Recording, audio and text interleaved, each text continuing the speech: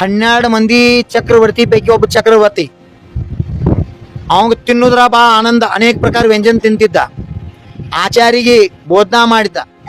ಆ ಆಚಾರ್ಯ ಅವ್ನು ಹೇಳಿದ ಪ್ರಕಾರ ಕೇಳಿದ್ದಕ್ಕೆ ವಚನ ಕೊಟ್ಟ, ನಾ ಹೇಳಿದ್ ಮಾಡಿ ಹಾಕಿದಂದ್ರ ನೀ ಏನ್ ಹೇಳ್ರು ಕೇಳ್ತೀನಿ. ಪೂರ್ವದಾಗಿಂದ ಈರ್ಷ್ಯಾ ಇತ್ತು, ಅದಕ್ಕಂತಾರ ಜನ್ಮ ಜಾತ ವೈರ್.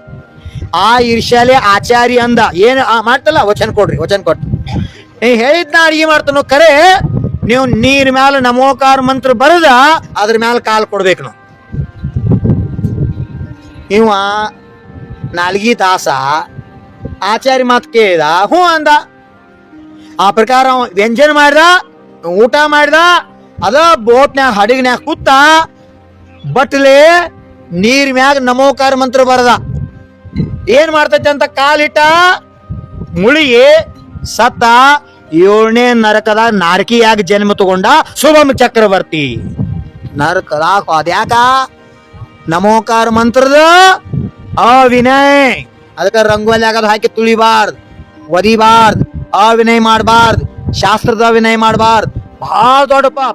ನಿಮ್ಮಿಂದ ಒಳ್ಳೇದ್ ಮಾಡಕ್ಕಾಗ್ಲಿಲ್ಲ, ಕೆಟ್ಟದನ್ ಮಾಡ್ಬಾರ್ದು.